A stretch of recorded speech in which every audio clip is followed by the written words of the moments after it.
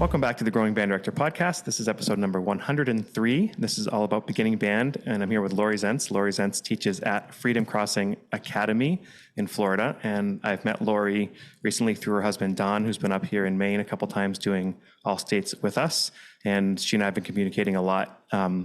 Laurie has a presentation that she has done with a lot of local beginning band directors that they've gotten a ton out of.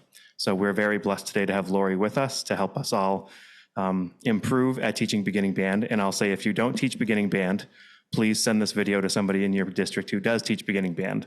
Laurie, how you doing? I'm doing great. How are you? I'm awesome. Thanks for being here. Thank you for letting me talk about something that I'm very passionate about. You know, isn't it crazy when you're in a district where the kids get started right? Oh man, it's like, everybody's job is just so much easier. And then if you're in a district that's the opposite, it's hard. Yeah, it's the whole thing. It's so vitally important. You cannot just downplay and dismiss it. It takes most of my energy, really. Yeah. So which grades do you teach? I teach 6th, 7th, and 8th. Here in Florida, for the most part, we start in 6th grade. I know up north it's a lot younger, but 6th grade beginners is the norm. Mm-hmm. And we have middle school. So high schools are 9 through 12, basically. Sure. So the big concept is that, let's see, it's called A System for Getting to the Music Faster with Strong Fundamentals, and that you start beginning band without a method book. Right. So the question I'm going to have is why and what led you over your years of teaching to this approach? Well, it's nothing new. People have been talking about this being great pedagogy from the beginning of time, but I've kind of developed a little process. I really was a better band director after being an elementary music teacher for 20 years. So life takes some turns.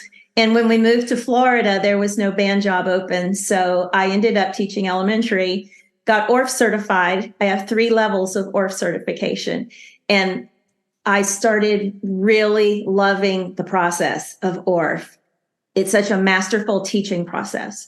And I stopped confusing kids at that point, and things started going so beautifully on improv. ORF is a by rote approach anyway, and improvisation-based approach and all of that. So that when life took a turn again and I went back to teaching band, I was a totally different band director than I had been at the beginning because of this. So I like to use sound before symbol, just because that's the way people learn. And then it's very ear-based. So a lot of echo me, listen to this. What do you hear? You have to train their ears before their eyes are all engrossed in the black and white, and get them being musically cognizant before they are attached to the written music. And it's also important, I learned from teaching elementary music, that you have to isolate the concepts out. If you don't, it's total confusion. But if you do, and make sure that they understand the concepts before you thread them back together, you're going to have a whole lot more success. And another thing I learned from teaching elementary, don't go too fast. Nope. There's no reason to rush to get all the notes in a full scale and the whole chromatic scale and get to page 27. No. This is about really having your finger on the pulse of what the kids are getting, and slow down when they need it, speed up when they need it. And then after they're playing away freely on their instrument with this small group of notes, then you start introducing the written. You know, band is confusing. The transposition of the instruments. When I was teaching ORF instruments are all in the key of C. Recorders, you play in the key of C, you play in the key of G, but everybody's playing the same thing. But band, it gets really confusing when you start throwing concert this, concert that, and throwing all the pitches around, and the kids don't understand why the kid next to him is playing an E. Well, he's playing a D, you know. So the method that I came up with using numbers, just using the numbers like music theory, in college, my music theory was done with the numbers instead of the solfege. But by using that, the kids can really make some progress because they were counting numbers before they ever got to school. Sure. One of the first things that parents do with their kids is teach them to count or count items and all of that. So they're very familiar with numbers from a very, very young age. Yeah, and looking forward, basically this whole session is going to be basically how you do beginning band. So we're going to get a lot of those things you hit at. We're going to hit today. A couple questions for you. I think a lot of people see other schools and people who've done this and do it well, and they assume that they can't take stuff because their school isn't the same as the school that this person teaches in. So I want to tell people listening that even if your setup is different from what Laurie has, that you can still get a lot out of the concepts we're going to learn. And even if you take one concept and use it in your band, there can be a better band for it. So a couple questions for you. Instrument groupings. How are your classes grouped? Well, for beginning band, when they sign up for band, they're scheduled. So I don't know what they're playing yet.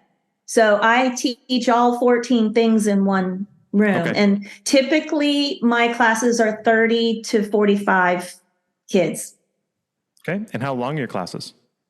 42 minutes, something like that. And you said you mentioned to me 5 days a week, right? Yes, it's a class in their middle school schedule. So I'm going to be curious as we go through if there's anything that hits in your mind about like, I do it this way, but if I had them maybe 2 days a week, how might I do it the same or different or whatever? Because a lot of people listening might not have the same schedule. I have done this on block schedule as well.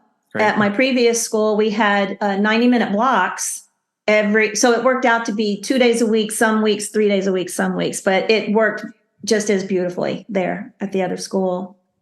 All right, let's get started. I wanted to start, I feel like, and I don't mean this the wrong way. I feel like you buried the lead. And there was one of these slides that I was like, this needs to be the first thing, because I hear this all the time from my wife, who's a middle school teacher. So let me throw my screen up. And for anybody who's just listening, feel free to jump onto YouTube and you should be able to see everything. All right, so here's the big one. How do middle school students learn ages 10 to 12? Walk us through this. Well, we got to think back to Piaget that we learned in college. They are so concrete thinking. And I think this is even more and more true now than maybe, say, 8 or 10 years ago. I don't know why exactly, but they're so literal. When you say one thing, they're going to literally perceive it.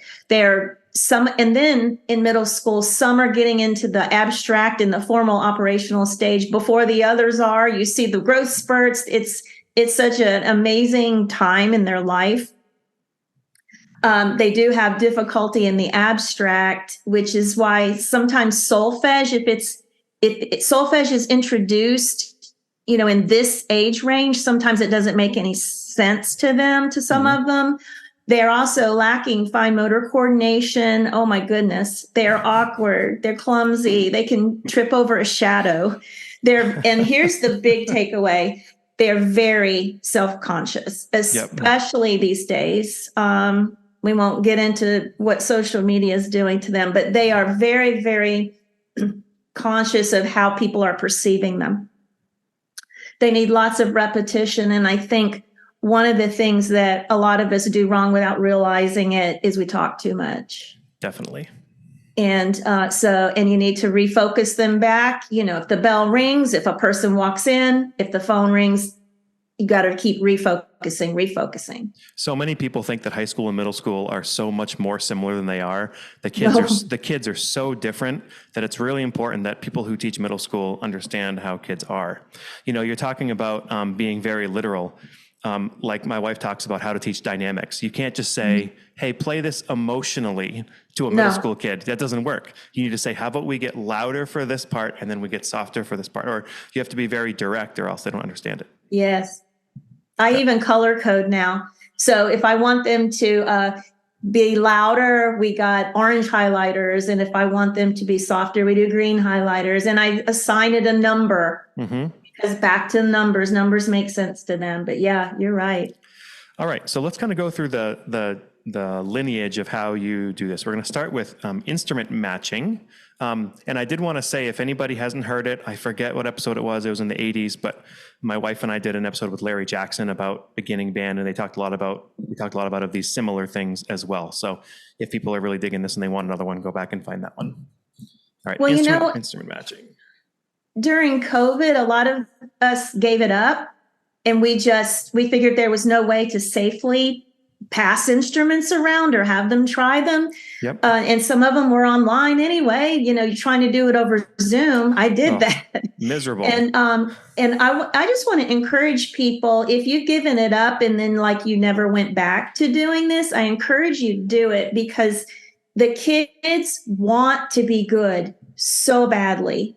They're terrified of being embarrassed in front of their friends, or so it's well worth the time and the effort to set them up for the success. It only takes me, I have 40 in a class. It only takes me 5 to 8 days to do this, and it's well spent. And so basically what you're doing is trying to find what kids would be good at for instruments, so you can recommend what instruments they'd be best at. Yes. So you want me to talk individually about this? Yeah, let's do the targets that we have on front here. Well, mainly the flutes. If a child cannot produce a sound on the head joint within, say, 10 minutes of trying in a mirror, I just hand head joints out and I stick them in front of a Dollar Tree mirror, and I show them what they're supposed to do. And then I leave them alone over there while I help another kid. And if I hear 2, 2, 2, if they're getting it, then I can put a plus down on the card for them. Sure. But if they can't, there's nothing that's going to make it magically happen, I'm afraid to say. When I was new at this, I would have flute players in the second month, third month, still not making a sound. That's just not right. I know sometimes for us, we've had the occasional kid who's really invested in the flute and they really want to do it. And then if their parent knows they're a hard worker, sometimes they can work through that, but it's definitely the exception. I have one right now, actually. Yes. Yeah. Yes. She's getting it. The others are kind of self-explanatory, except I would say that the oboe, everybody thinks, oboe and bassoon.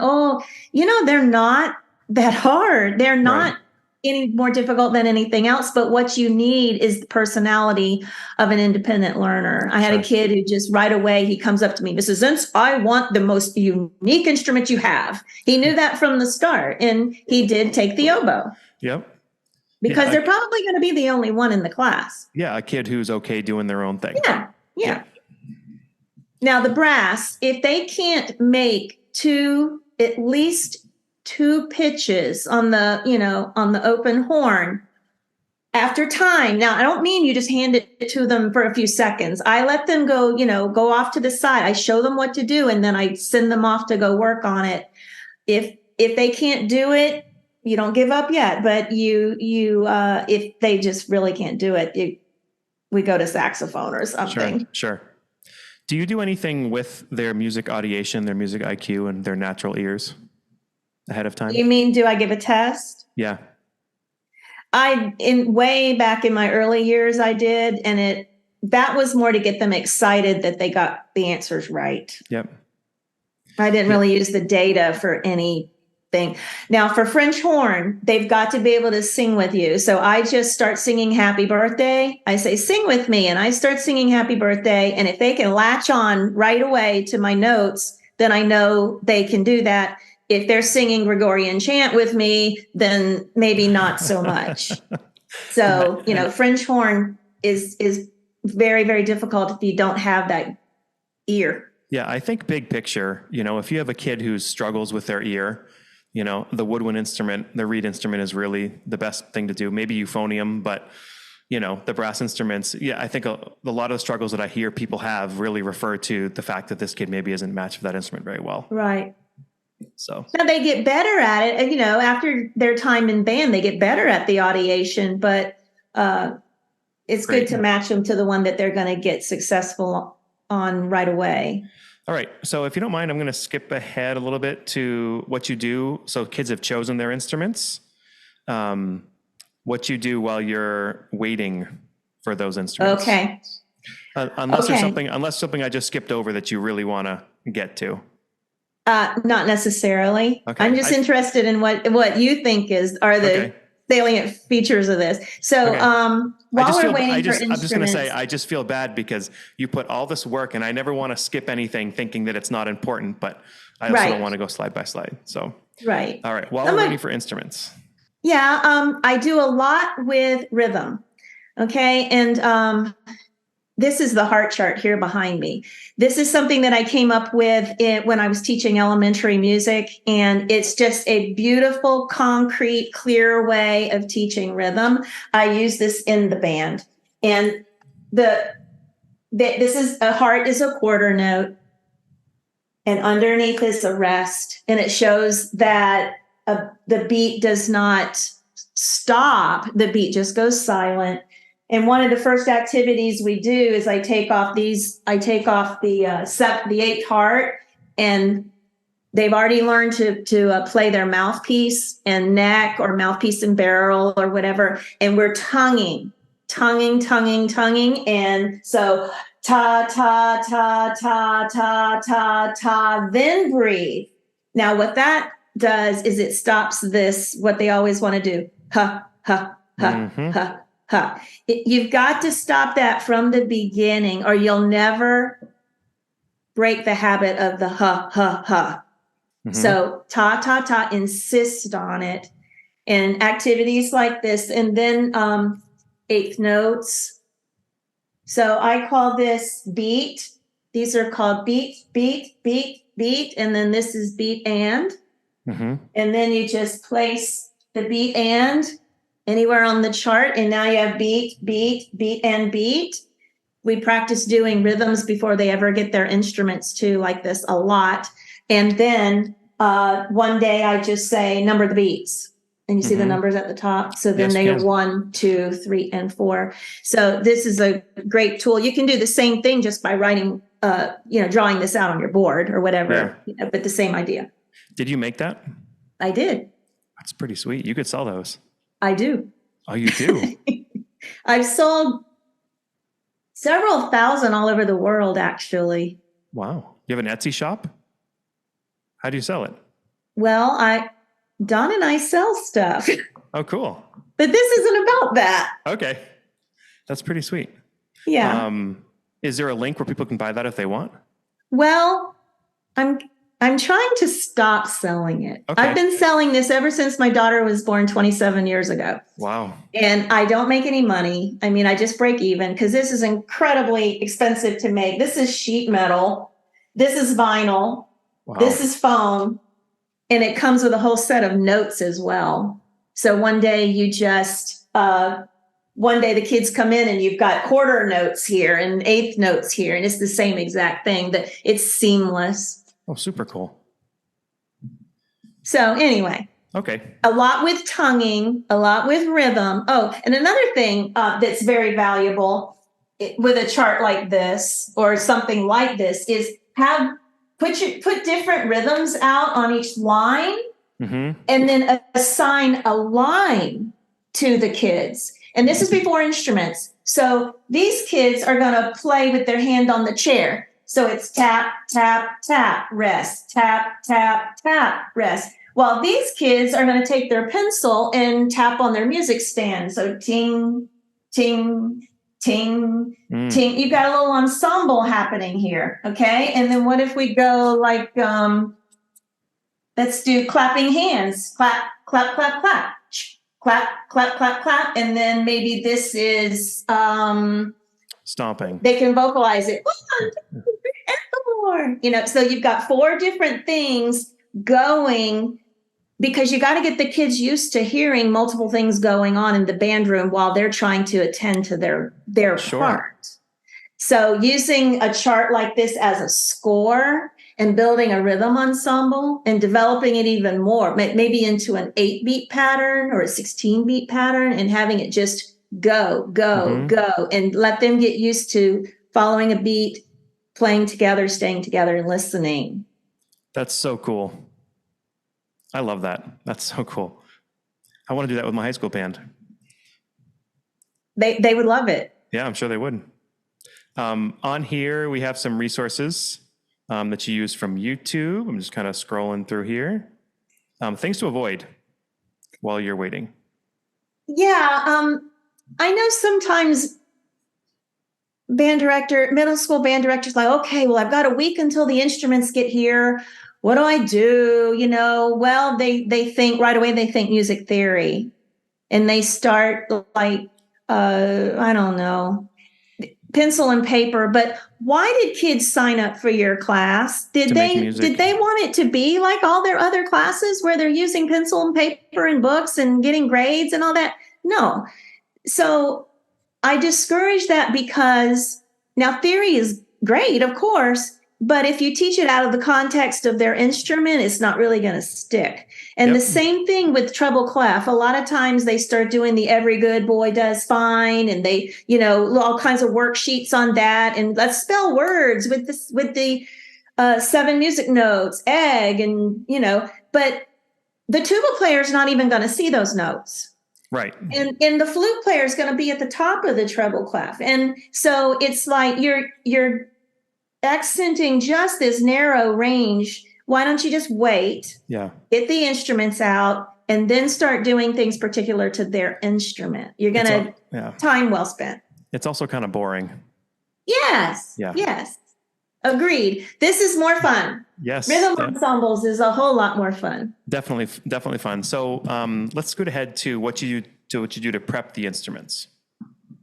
Okay. This saves so much time. So on the flutes, I just go to Dollar Tree. Love Dollar Tree. Do y'all have Dollar Tree? Yeah, we do. Okay. Love Dollar Tree. So just little circles. I haven't done it to this flute, but I would put one here, here, and here on the right-hand notes. And I would put one, this is the tricky hand, of course, here, here, and here, because you're skipping one. These are just little colored circles, and then one on the back.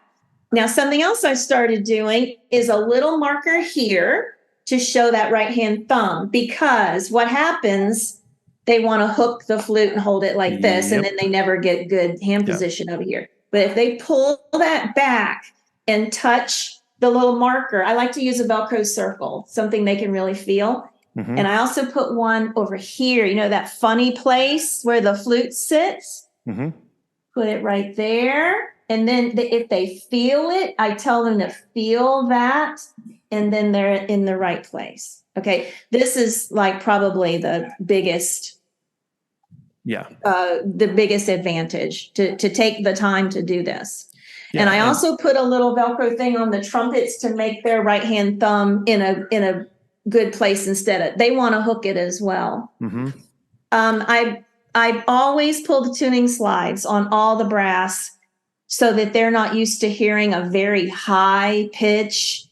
It gets them close. Of course, they're not in tune, but it gets them closer to being in tune and hearing everything down around the 440. Mouthpiece patches on the clarinets and saxes. I do the same thing to the saxophone fingers because, and these are just cheap little stickers that come off, and it's okay that they come off because you don't need them after a week anyway.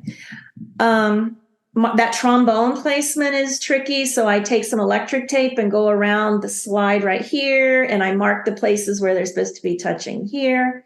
And then the bell kit, I give them one note, it's the F. All the rest, they don't get to cheat. Don't forget to check those instruments that they brought in that grandma played in high school, because, something could be missing there that you need to address before the first day when they're all excited. Totally. What was I going to say? Yeah, I just love the sticker thing. I think that's huge. When I heard people started doing that. How long have you been doing that?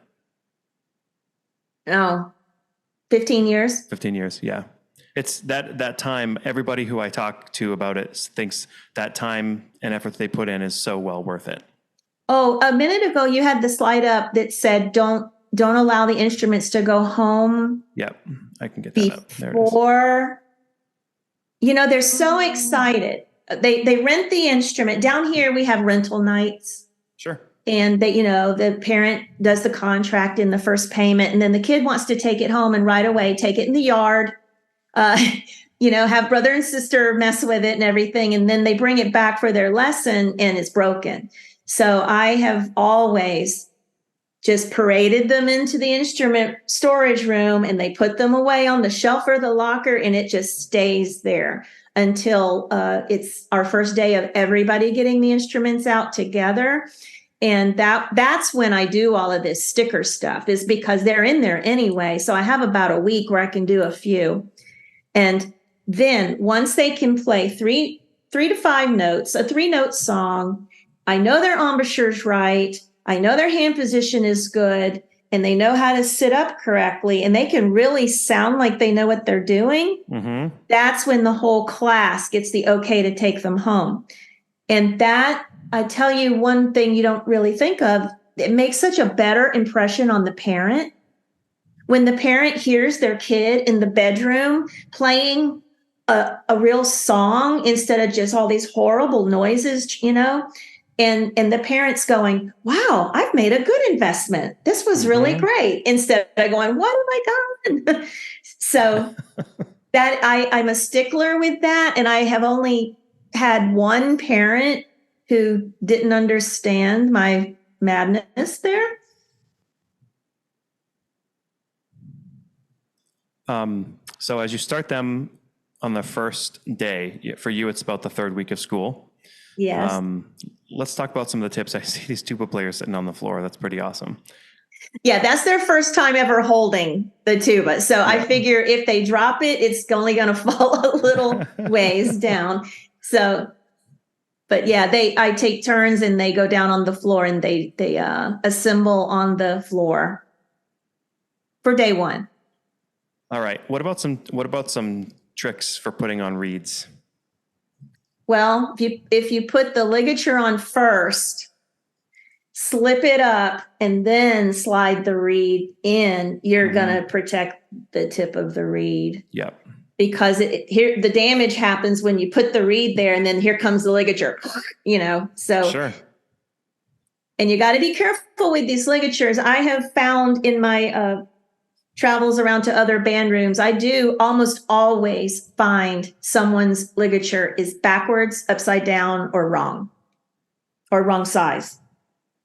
And it's important. The ligature doesn't have to be expensive, but it has to be on correctly so that the reed can vibrate correctly. I've talked to people who have it upside down, and they swear by it upside down, and they give me all the reasons why. And I'm like, okay. Well, some of them are made to be upside down. And I experimented in college too with just taking a regular one and turning it upside down. But you can tie it on with string like they did in the old days. Doesn't really matter. Yeah. All right, let's start with their first note. Okay. Yeah. So after we've done all that mouthpiece and ta and learning to articulate and learning how to blow through a phrase, now I'm actually putting the instrument all the way together and placing their fingers. So, and I don't tell them that it's concert F. I tell them I might mention it's called concert F, but I'm saying we're going to call it note number 5 so that all around the room we can say 5 and everybody knows what we mean and it's going to match, even though his is called this and his is called that.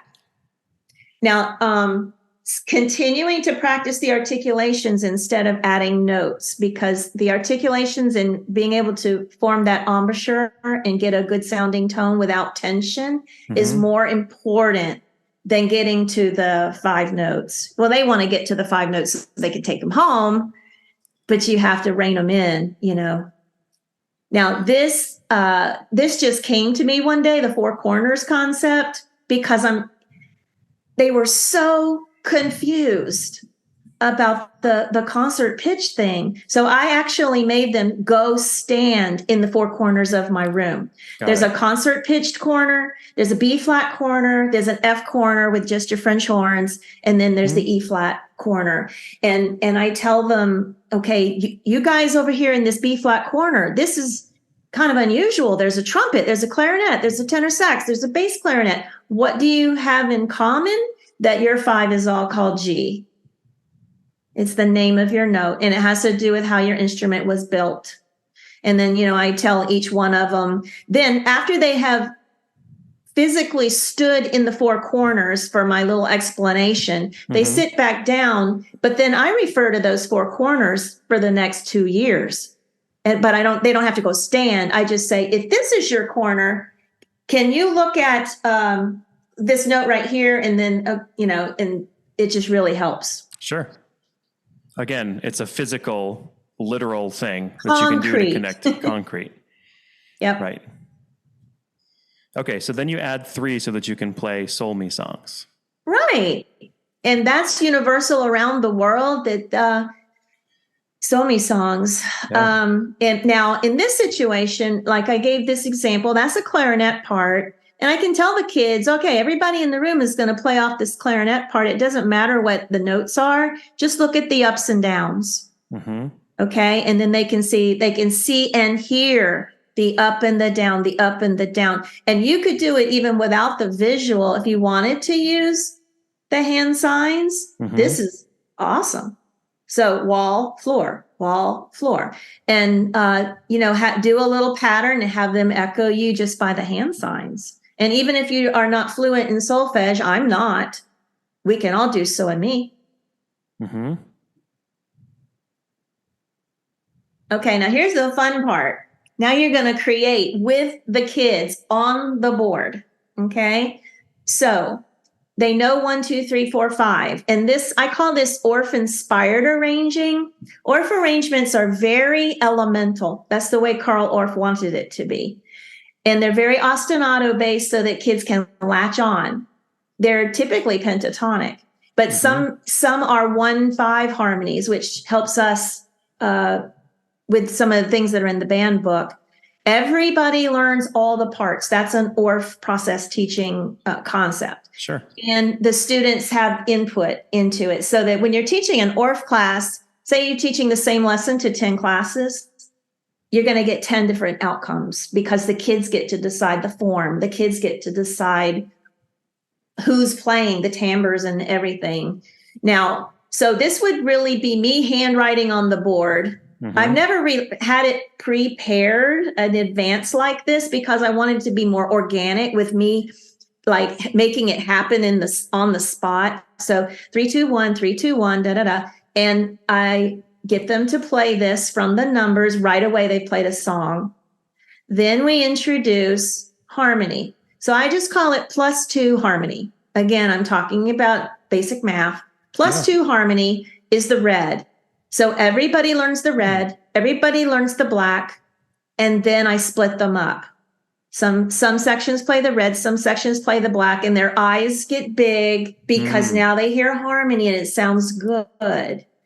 Then we introduce the concept of the bass line. Can I just pause you? Can I pause you real quick? Yeah. The +2 harmony thing is fascinating. I've never heard that phrase before. That's genius. I love it. That just came to me one day too. I love it. Well, you look at it, you look at the numbers, you're like, well, that's easy. Again, it's just a way of making it easy. Exactly. I love it. That's kind of what I major in, is finding ways to make things easy. So now the green is the bass line, and it's just usually just 1s and 5s, which is great because you put your low brass playing that and they're working their embouchure and they're changing those partials. This sounds even better. And then if you can put a little rock beat with it, if you can play the rock beat on the drum set or have a little recorded one or whatever, it sounds so cool. And then have the students create an introduction. And you want to make sure that the introduction has something to do with the song. So you teach them, how do composers think of their introduction? How do we want to end it? And do we want it to go like clarinets first and then all the woodwinds? And so they come up with a form. I just love this creative process so much more than playing whole notes and whole rests out of the band book. Sure. So a question that I have for you, if this is a main thing that you're doing with the class, and you say you have them for 42 minutes, obviously some of that is going to be pack up time and some of it's going to be get out the instrument time, especially as they're younger. Do you find that there's certain days where you have to do something else too? Does this take up your entire class for this This whole could be session? the entire class, because you can develop it, do it again and do it a different way, change this. They really enjoy having the input. Remember, it's not math class. It's not history class. There's another advantage to having the numbers at your disposal. There's quite a few. Here's one. I was listening to commercials and I hear, 55331132. I don't know if y'all have Safe Light windshields, but and just little liberty, liberty, liberty, liberty. And I convert things into numbers and I make these little sheets, and they're going home and practicing with their, within earshot of their family, real songs, jingles, popular music, familiar melodies. So it just expands their repertoire hugely. And there's another advantage. Even in the second year, third year bands, when you hit a tough spot, how hard it is to manage the room when you're working with like just the clarinets and on a tough spot. Well, if you happen to be in concert B flat, you just go up there and you jot down the tricky part on the board in numbers. The whole band plays it. The whole band plays along.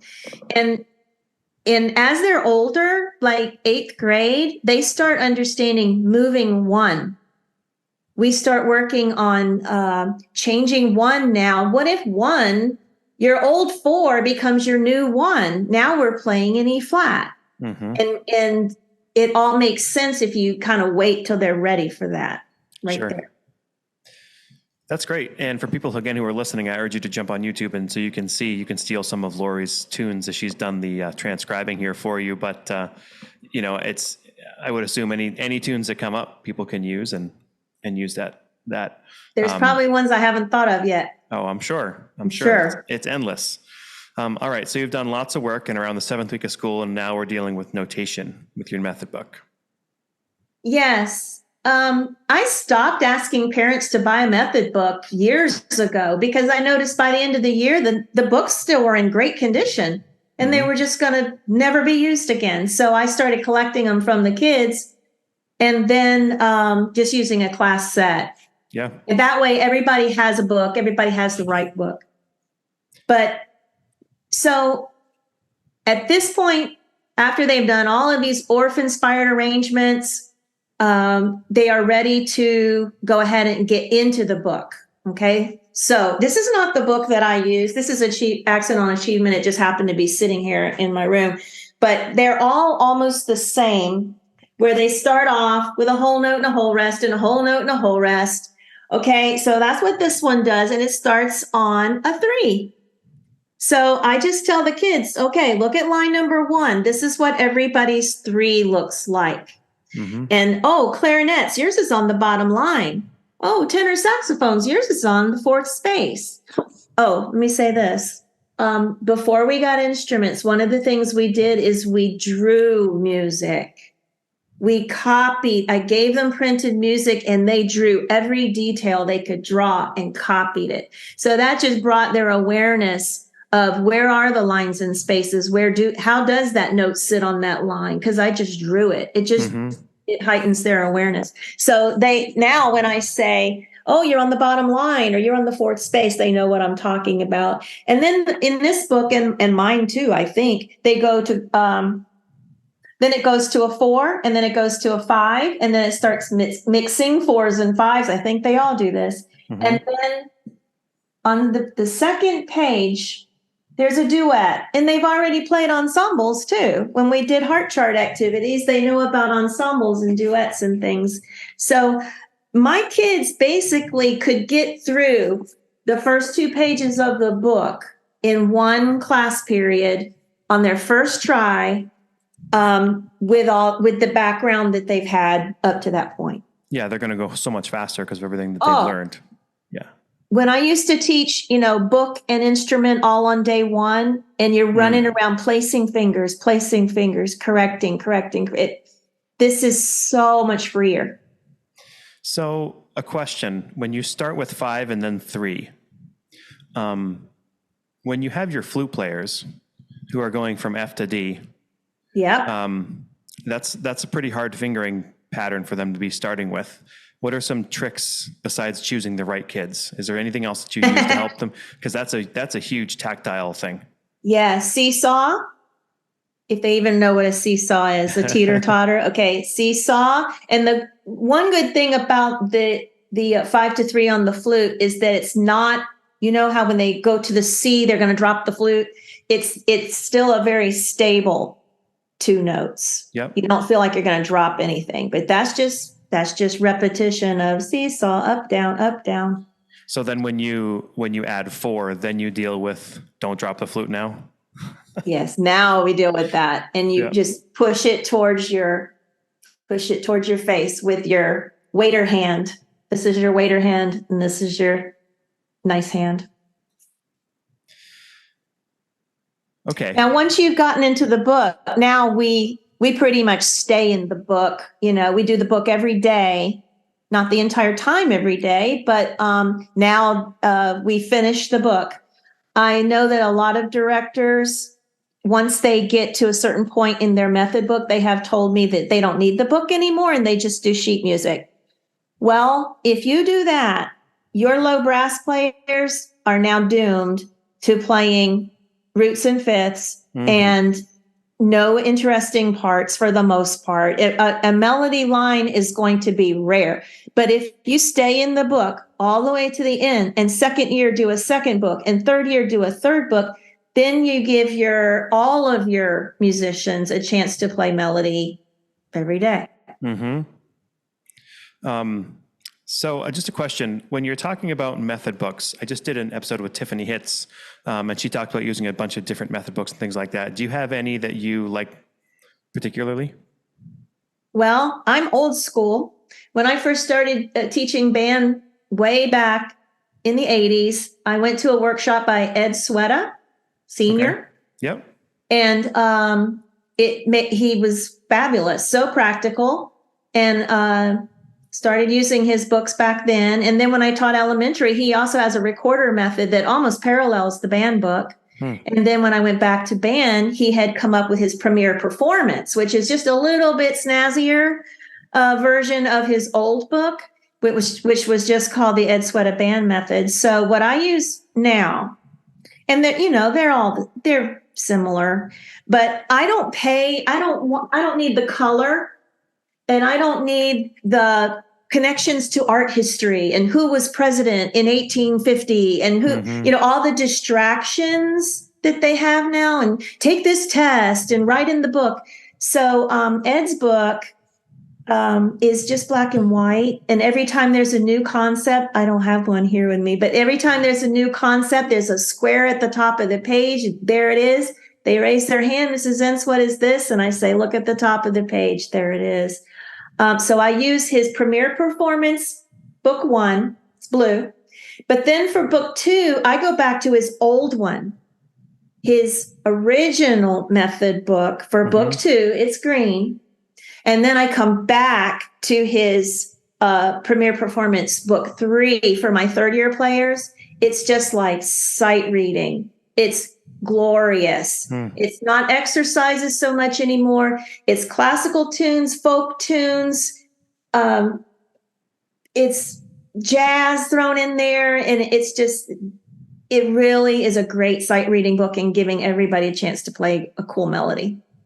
I think it's just so important as people are teaching, and this is not just a middle school thing, but if you have these texts that you like, you know, if at any point you want to change, feel free to, but if there's something that works for you and you know, and you're comfortable with teaching it, do it, you know, and you know, you might teach from a different one as somebody else, but as long as it works for you and you can teach your students through it, I don't think there's any necessarily right or wrong.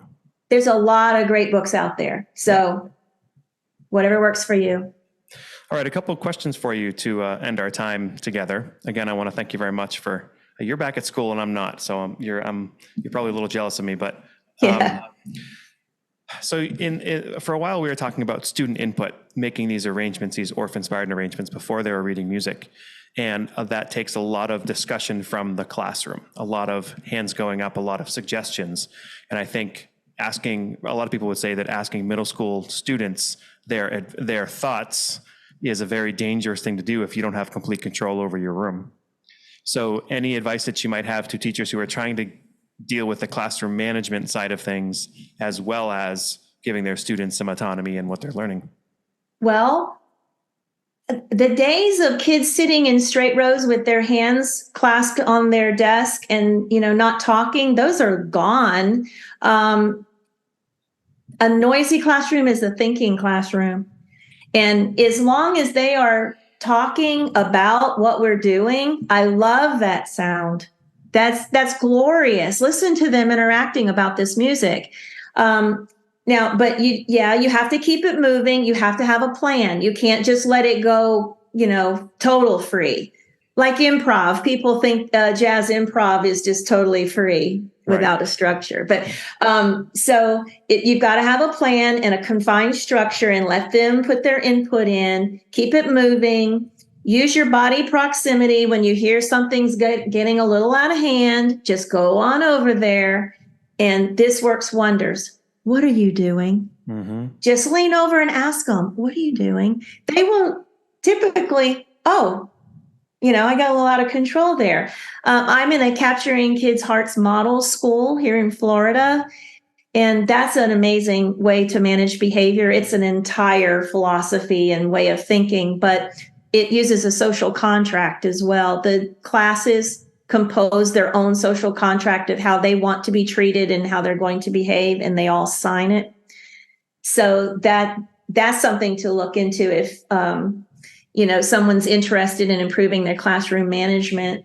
If you love them and give them input and respect and never embarrass them, don't embarrass them. We have so many chances where we could embarrass them, but choose kindness instead. And they will respond to you. You do need a signal to bring them back.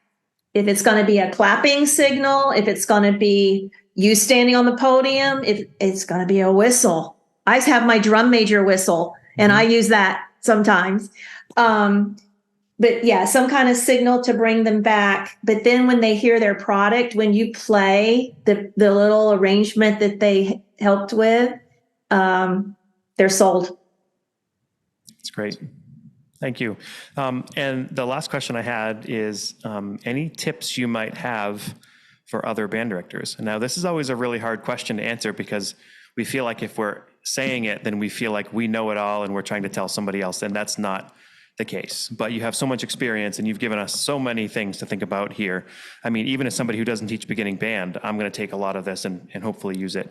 So what's some advice that you might give to somebody else? Well, I pretty much have a constant stream of college interns. So I give feedback a lot, and I'm asked to go mentor other teachers and go into their band rooms in our area here as well. I have to say it's one thing. They talk too much. So with my interns, I have to train them. If they're going to say 5 sentences, no, say it in 5 words. Mm-hmm. And here's the other thing. While the band's playing and you're listening and you're analyzing, you better have something already that you're going to say when they stop, because college kids, they will stop and then they will just stare. Mm-hmm. They'll just stare at the score and I'm like, well, okay, what are we going to do now? What are we going to do? You've got to always be thinking at least one step ahead. And I think that's huge. Don't talk so much. When they stop, if you don't know what to say, do it again. Mm-hmm. That was great. Do it again. Okay. And then listen harder. If you didn't catch something the first time, then listen harder and come up with something to correct. We sincerely appreciate you taking your valuable time and listening to the Growing Band Director podcast. Your students are very lucky to have a band director like you. If you have any suggestions for episode topics or think you have an area of expertise to share on a show with us, please reach out. If you enjoyed this episode, don't forget to subscribe. And if you want to help spread the word, please give us a 5-star review and tell your band director friends to subscribe as well. We're available on Apple Podcasts, Spotify, our YouTube channel, and wherever you listen to podcasts. Thanks for listening to The Growing Band Director. See you next week.